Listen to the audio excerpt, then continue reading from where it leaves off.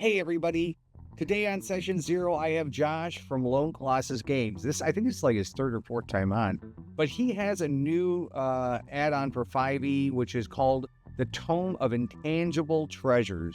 And by intangible, they're not physical items that you're grabbing. They are boons and charms and all sorts of things that are available for you that aren't physical items and will spice up your game a bit.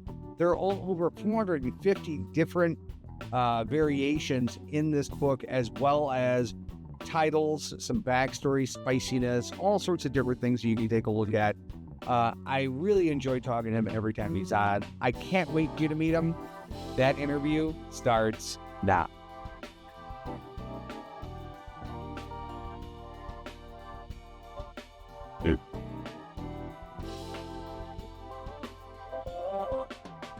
Hey Josh, how are you? Good to see you again. We were just chatting, and I think this is your third or fourth time on because you create amazing things, and we talk about them all the time. You have a new creation, which I'm really excited about because I actually read through part of it. It is the Tome of Intangible Treasures. Now, this has all sorts of things in it, from boons to blessings to pacts. You also have some backstory starters in there. So why don't you tell me all about it? Yes, you can think about it a little bit like a magic item compendium, except that there are no magic items in it. They are all rewards that are intended to not necessarily replace, but they could replace magic items. They can be used in addition to magic items. Boons and blessings, for example, are very much like magic items, but they're on a person instead of on an item. So it's like you being enchanted by a deity or an angel or maybe just a priest or like an imp or some fae, right? They're going to give you magic item like bonuses, but they're intended to be maybe like quest rewards for saving someone, saving a fae or saving a nature spirit, or maybe you agree to do something for them in exchange for getting that blessing.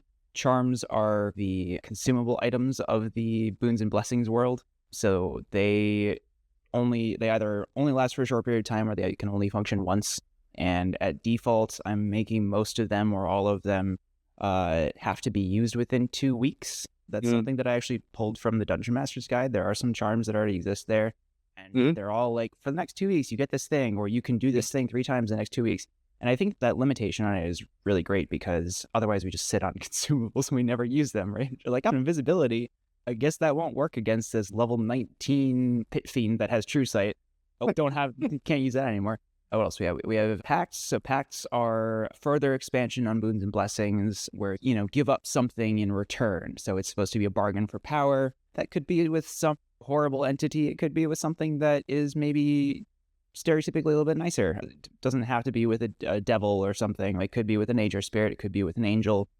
Although in my settings, angels are never necessarily always good. That sort of comes from this being able to give. I really like bargains for power, and I'm always trying to get my players to engage with them, and they're always like, no, I'm too genre savvy. I'm not gonna do this. I know what happens to people who take these bargains, but I like the fact that you're taking those, you're taking packs, and they're not just for warlocks anymore. Yeah. Warlock packs are, and I had this conversation with, I think might have been Undercommon Taste, where we were talking about how like warlock packs almost don't feel like packs because they're your class feature, unless you like are gonna reclass effectively in D&D. You cannot break your pact. You can't go against anything, and there's really nothing. Yes, your patron could make some demands of you, but I feel like most campaigns aren't necessarily that much about the characters in them, especially if you're playing a pre-made campaign.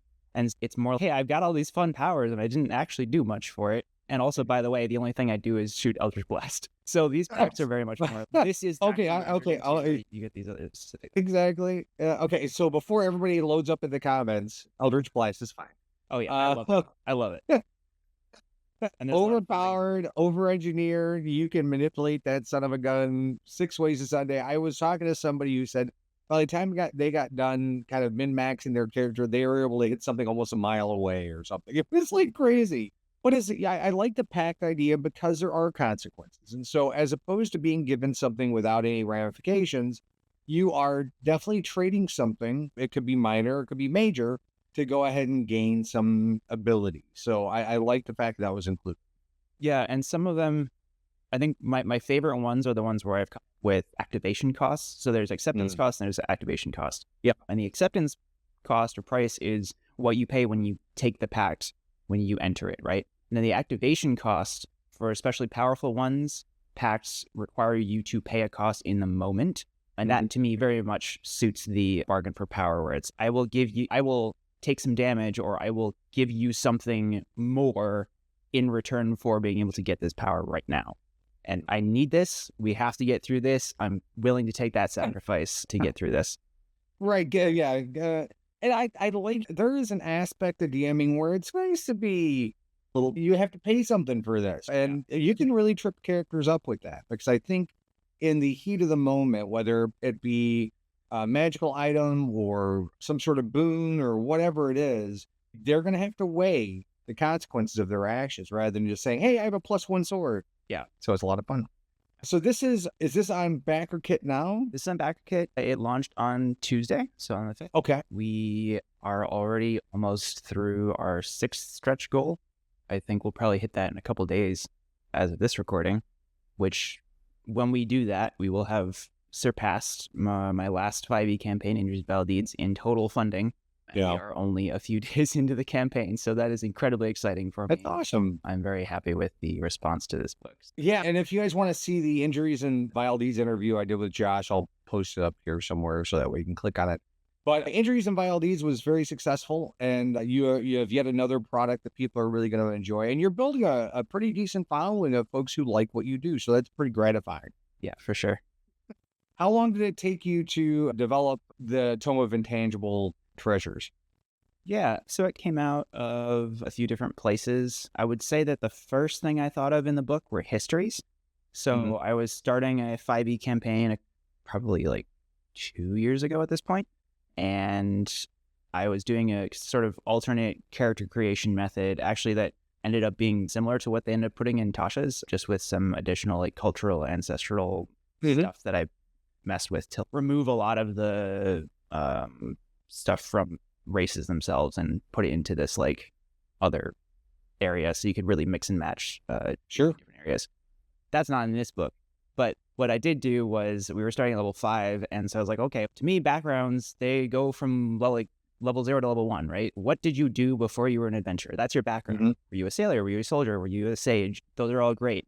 But then from like level 1 to level 5, a lot of times you've done something that's extra special. You're not just a sage anymore. You've gone on adventures. You've done some special things. You're not just a soldier, or at least not just a foot soldier. That's where histories kind of came in. I was like, okay, what did you do? What was your background? But then what did you do that led you up to the start of this adventure? And then I gave everyone a slight bonus based on that. So +1 to some skills and maybe like a special feature. So that's what histories are doing, is they're expanding backgrounds to work for higher level characters. So whether you're creating if you are creating a character at higher levels, you can go ahead and grab one just like you would a background. And if you are adventuring, if you're starting at level 1 or if you're starting at level 3 or something, and then you adventure for a little while, then once you hit certain milestones in the campaign, the GM can go, oh, you went to the plane of fire for 3 months. Makes sense that you would be better at traveling through really hot environments. So let's give you this, I think I called it Firewalker feat, or not feat, history. Right? And now you get these bonuses based on the things that you've done. And then at the same time, I've been playing it, not lately because I've been really busy. We bought Spirit Island, the board game, probably 2 years ago at this point. So at the same time, I really love the flavor of all the cards in that game and the names and types of powers and everything. And so I was like, okay, so what would this look like in D&D? Obviously, you're not playing as spirits, but what if these powers that these spirits get to use were like blessings that they gave to people, right? And so then that's where like boons and blessings and charms and pacts and all of that sort of started making sense of, okay, I should do this. And then I was like, okay, all of these things are intangible treasures. Let's make Tome of Intangible Treasures. And so then I thought of what else would I have in here. So titles are another thing. Titles, I played a lot of Final Fantasy 14 and other games that have titles in them and don't necessarily do a whole lot. Although I think it didn't occur to me before, but someone else mentioned that the Tales games, you get titles and they actually do stuff. So that's a good analogy where you can set a title, although in this sense, you would just have a list of titles. And as you acquire them, you continue to be more and more recognized for the things that you've done. And maybe the title will be more and more applicable across different scenarios, right? So if you save a small town, then that small town, anyone who knows that small town cares about that. And if you go to the king, you're like, I'm the savior of the town of Wendleton, then maybe they're like, okay, great. But that doesn't matter to me that much because I could have sent some soldiers to take care of the same problem. Or did you? No, but maybe they don't care about it as much. Whereas if you're like, I saved like this city of 500,000 people, then they care, right? So on like the scale of things and how important you are in that moment and what the title means to the person. But people have to know that you have the title in order for the title to work. Yeah, absolutely. Yeah. And then advanced trainings are I think the only other thing we haven't talked about yet. And those are inspired by prestige classes from 3.5. I love prestige classes in 3.5. I actually still play in a 3.5 game. Oh, that's awesome. In that campaign world for 10 years. And this particular campaign's been ongoing for 8. Oh, wow. I've only been playing in it for... No, wait. Have I been playing in that campaign? I've been playing that game for 8 years. And it's been going for 10 years. I've been playing in the world for 12. Time is crazy. And yeah, so I love prestige classes, and I like thinking of how they would work in 5e because I personally don't think that the way that they are in 3.5 would work in 5e. I don't think they should be a full-on separate class because then you miss out on more class features. In 3.5, they were necessary because the base classes didn't get a whole lot. If you're playing maybe Wizard is not the best example because they got like meta magic feats and stuff, but if you're playing a fighter, they get some bonus feats, but that's it. If you're playing it really sucked in 3.5. And so it's just you get some like minor scaling stuff, but you don't get any of this like cool flavorful stuff that really matters to the class. And I think in 5e they fixed that, but I still really love doing like weird niche builds that don't make a lot of mechanical sense. In 5e, if you wanted to play a cleric bard, you'd have to work really hard or have some really good stats to make that work. Sure, absolutely. And so the idea is to make multi-classing more interesting by saying, oh yeah, cleric bard, okay, if you take this advanced training, this is the only training you can have. But if you specialize in this cleric bard thing that you want to do, then I will make it work for you mechanically. All you have to do is keep up with this training and meet the requirements for that training. Yeah, I totally forgot about 3.5 and the prestige classes. I haven't played 3rd edition in a long time, but it was our preferred version. Anyway, you have so in this amazing creation, you have over 200 different options to explore between the boons and charms and everything. Yeah, over 450 really is what I'm... Oh, geez. Yeah. If you had to choose one of the things that you've created in this book, what would be your favorite? That's a really hard question. It might be the Pact of the Face Stealer.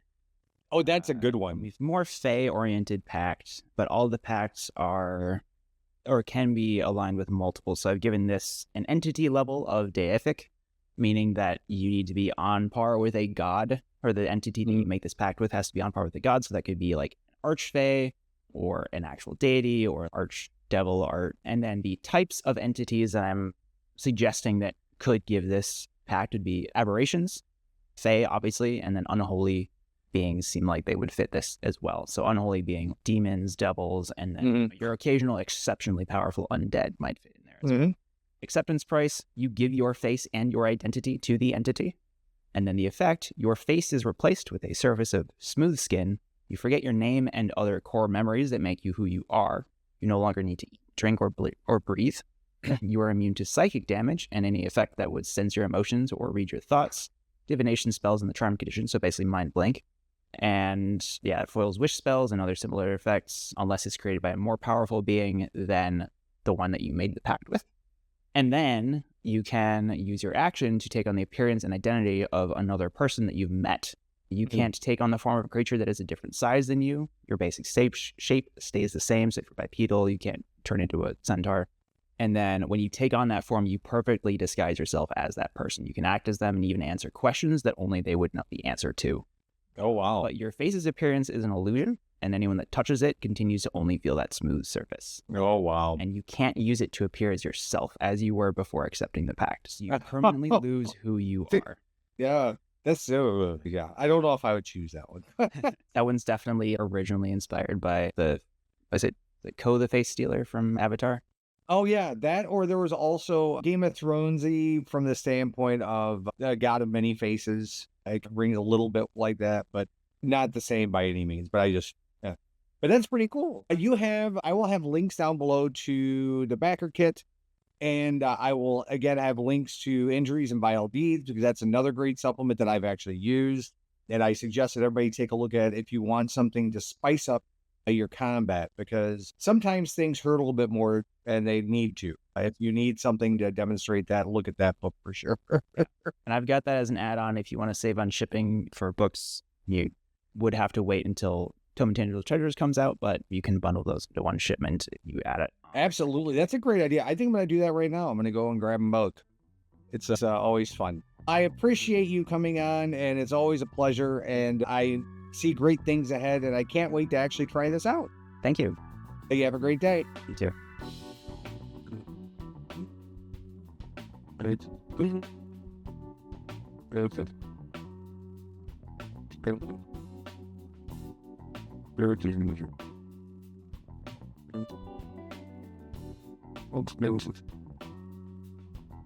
Okay.